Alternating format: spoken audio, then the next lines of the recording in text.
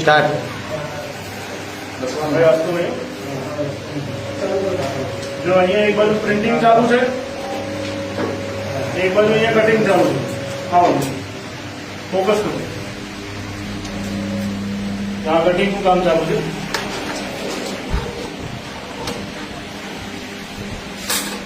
આ નોટો બધી આ કટિંગ કરીને તૈયાર કરી છે, ડુપ્લિકેટ નોટ. અને અહીંયા એક બાજુ પ્રિન્ટિંગ ચાલુ છે. અને આટલી બધી નોટો તો તૈયાર ઓલરેડી કરી દીધી.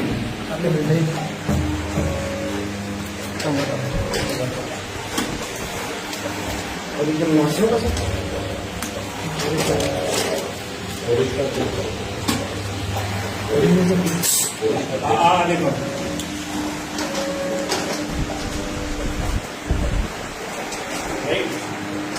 હવે એક વાર